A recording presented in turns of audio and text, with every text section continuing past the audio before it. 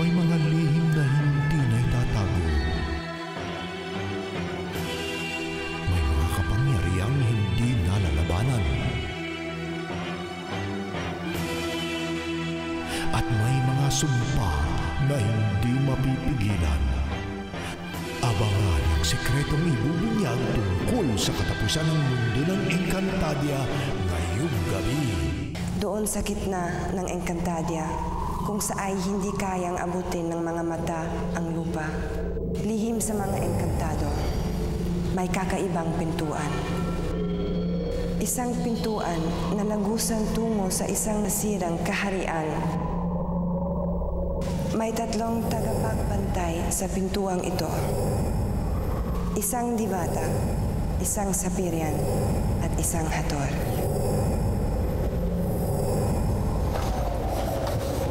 Mga kawal ng 3 kaharian na may banal na layunin.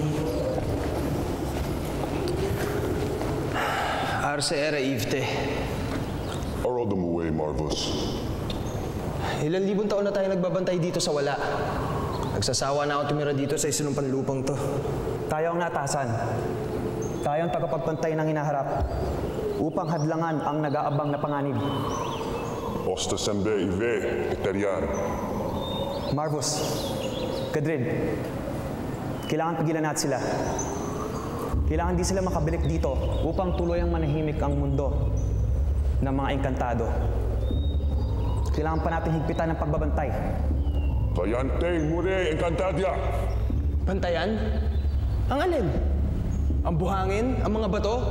Ang mga pasnayang gumagala dito? Sawa na ako sa ino. At sawang-sawa na ako sa baho ng Hathor na to. Marvus, Vadernu Tinagre.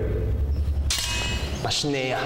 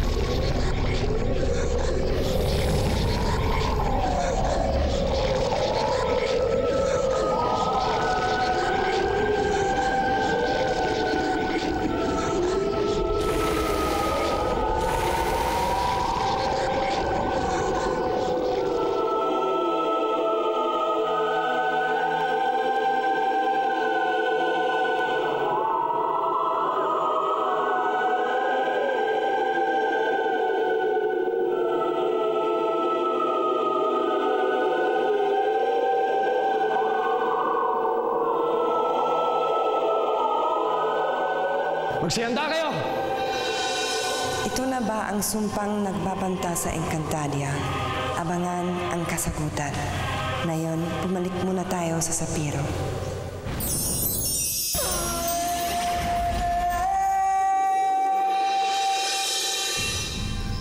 Hagorn! Ikaw yan!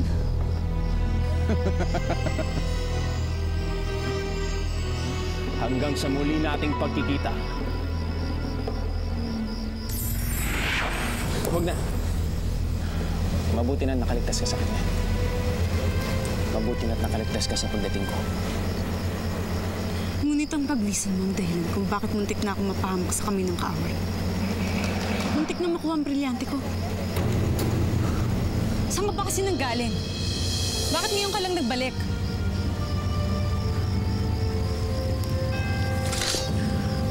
Gaya nga ng sabi ko,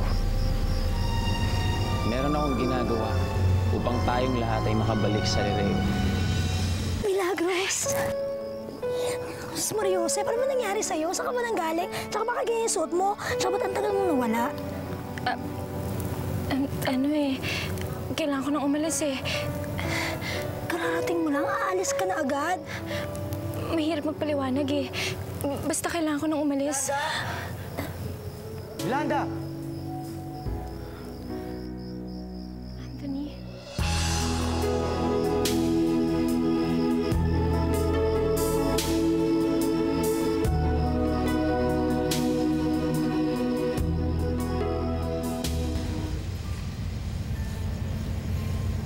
Anong paraan ba yan? At kailangan mawala ka ng matagal? Ipagpaumanhin mo. Ngunit hindi ko maaaring sabihin.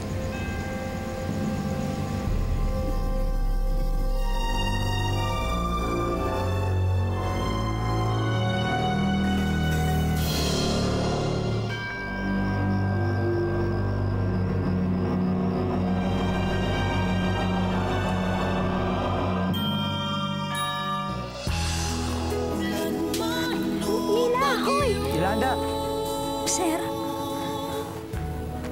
Sino ba yun? Sir, si Milagros po. Si Mila? Hindi niyo ako kilala si Mila? Sir naman, niloloko ko. Hindi ko siya talaga kilala eh. Pero, parang nakita ko na siya. Hindi ko lang matandaan kung saan. O kailan.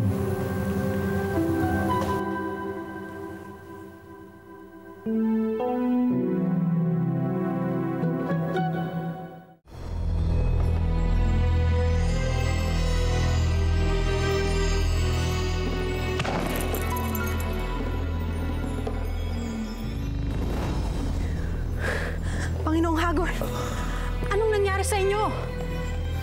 Nabigo na naman ako. Ginamit niyo ang kapangyarihan niyong magbago ng anyo upang makuha ang brilyante? Kaya kayo nangihina. Paghihinang ipinaigting pa ng kabiguan. Kailangan niyo na magpahinga. Halika na. Ihahatid na kita sa iyong silid.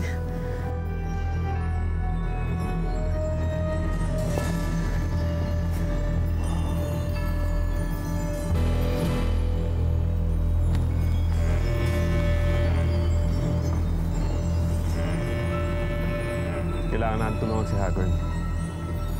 Tayo na gumawa ng paraan para makuha ang mga brilyante.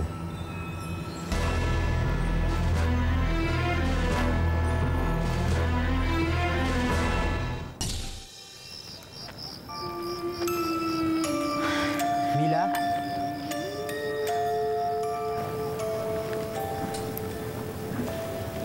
Anthony. Mila? Mila nga ba talaga pangalan mo? Hindi mo na ba ako kilala? Pasensya na. Pero, hindi talaga kita kilala eh.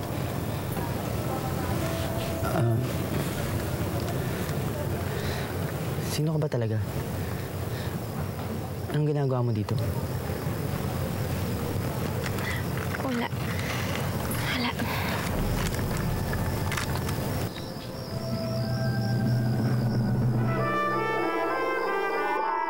Talagang napakasama ni Hagorn. Hindi niya talaga tayo titigilan hanggat hindi niya nakukuha sa atin ang ating mga brilyante. Lalo lang niya tayong binibigyan ng dahilan para lusubin ang Lireo.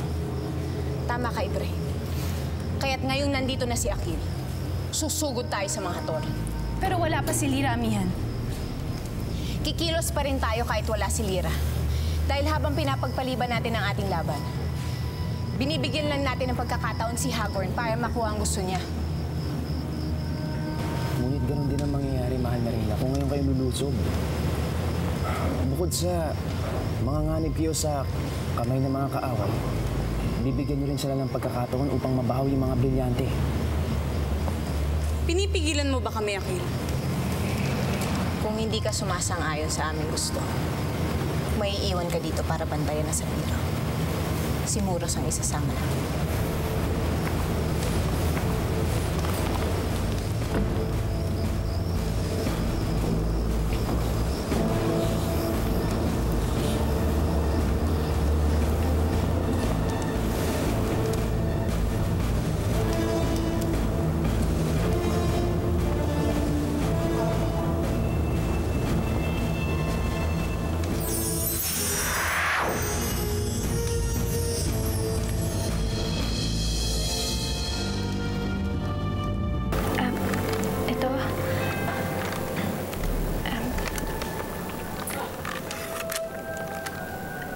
Sa'yo raw to eh.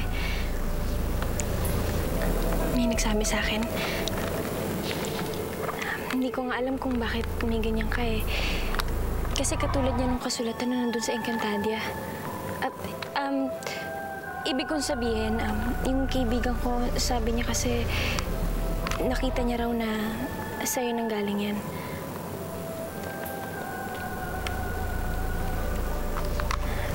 Anthony,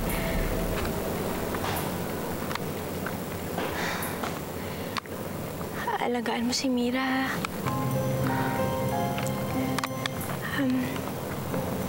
Huwag mo siyang papabayaan. Lagi mo siyang mamahalin. Sige. Kailangan ko nang umalis. Mag-iingat ka.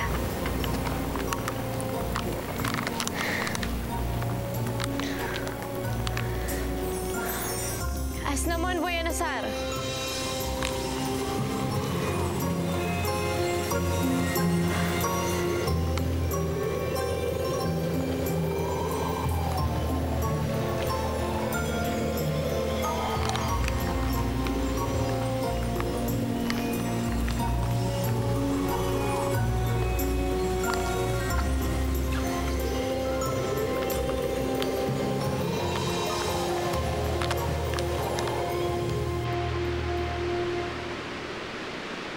Sigurado ka bang magaling na yung sugat mo? Huwag mo na akong lalahanin, Terena. Maghihilom din ang sugat na to. Hindi ba't may ginamit kang halaman? Yung nilapat mo sa sugat ko, ba't hindi na gamitin mo ngayon? Sabihin mo sa akin kung saan makukuha. Ako maghahanap.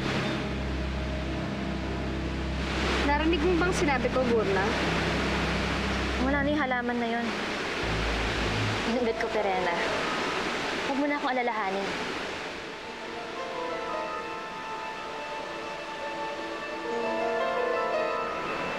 Ikaw nga ba talagang gumamot sa akin, Burna? Ikaw nga ba talaga?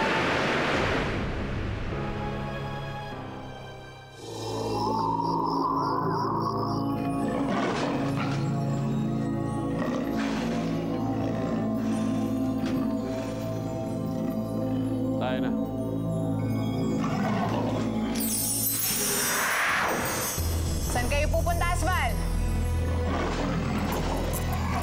Mag-aasik na naman ba kayo ng lagim sa buong Encantadia? Saan naman kami pupunta? Gayo'y narito ng aming sasadyain. Mga hato!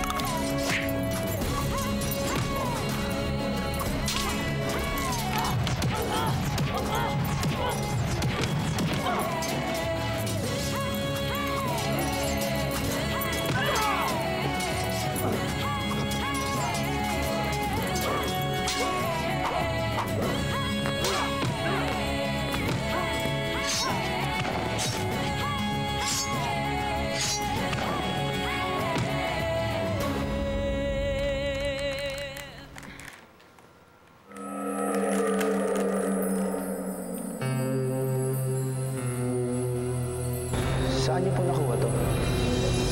Nakuha ko yan sa bayang dati ko kasama sa minahan. Dati kasi akong minero. Anong uri ng lengguwahe to? Hindi ko rin alam. At wala nakakaran sa mga napagtanong ako nakapag-aral. Mukhang hindi natuloy yung malalaman kasi bigla nawala na si Rakim. At yung anak niya si Amihan. Rakim? Amihan?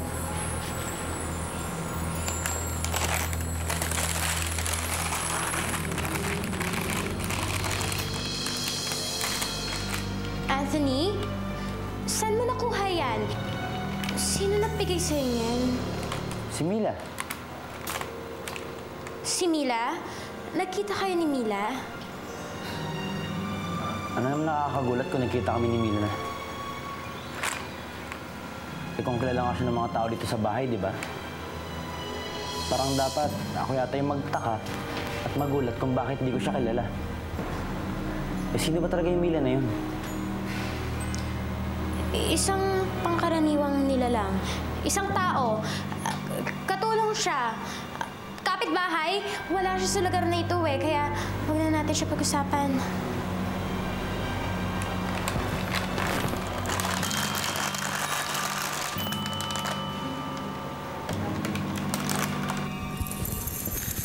Panginoong Hagorn, may masama akong balita para sa'yo. Sabihin mo. Sinusugod tayo ng mga diwata. Magsipaghanda kayo. Pagkakataon mo na, Panginoon, upang makabawi sa inyong pagkabigo.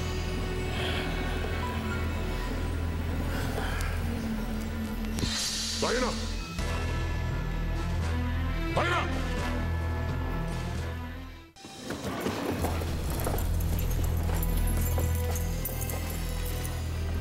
Panahon na para sumuko ka, Hagorn.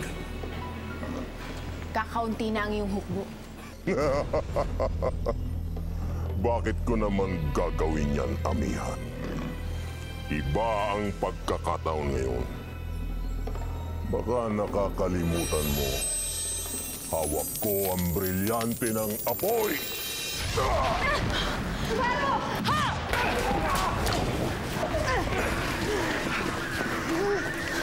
Amihan! Tayo na!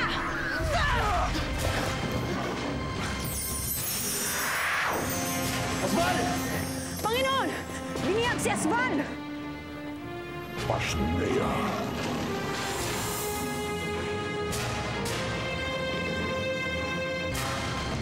La. Sa wakas, malapit ko na rin makuha ang sikreto ni Lyra sa pagluluto ng sinigang.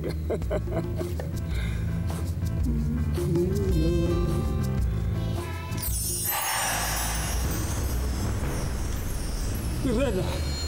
Ima, huwag ka matakot. Hindi ako nagpunta dito para manggulo. Kung gano'n, ano ang iyong pakay sa akin, Pirena? Meron akong gustong malaman sa akin nakaraan. At alam kong tanging ang tungkod mo lamang ang makakatulong sa akin. Kung maaari ko sana itong hiramin. Hindi maaari, Pirena. Hindi ko na maaari ipagkatiwala pa sa iyo ang aking tungkod. Bakit? Ano ba ang gusto mong makita at sinadya mo pa ako rito? Gusto ko lang sanang malaman kung sinong naglapat ng luna sa akin noon ako'y nagkasakit. Makapangyarihang tungkod! Ipakita mo ang nakaraang tinutukoy ni Pirena.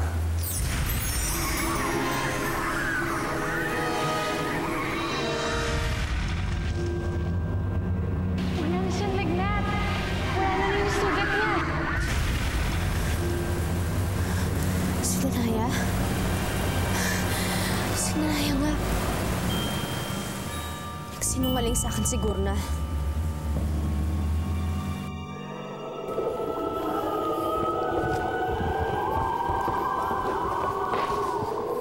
Sumumpa kami na hindi mapupunta sa kamay ng mga eterya ng Encantadia.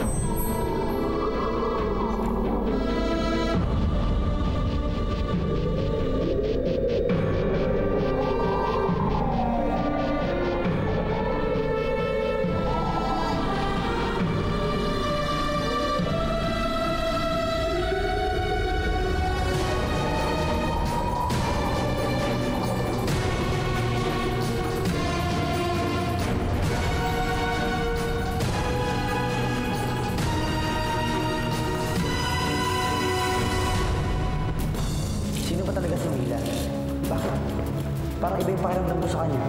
Ano po bang pakiramdam niyo sa kanya? Parang matagal na kami magkasama. Tama nga ang sinabi nila. Bihag si Aspat. Oo, Aki. At mahalaga ang magiging papel ng ating bihag sa aking plano. Gagamitin natin siya upang makuha ang brilyante ng apoy mula kay Hagor. Alam ko na ang totoo, na hindi ikaw at si Danaya ang nagpagaling sa akin noon. In love ka kay Mila. Sabi mo nga sa akin nun, hindi ka mabubuhay pag hindi mo sasama. Nanganganib ang puwersa ng mga diwata. Ngayon nandito ako sa harap nyo upang sabihin sa inyo na magkaisa tayo. Iisang puwersa, iisang puso, at iisang layunin. Ang magharing muli ang kabutihan. Mas Telesto Encantadia! Mas Telesto Encantadia! Ivo Live Encantadia! Ivo Live Encantadia!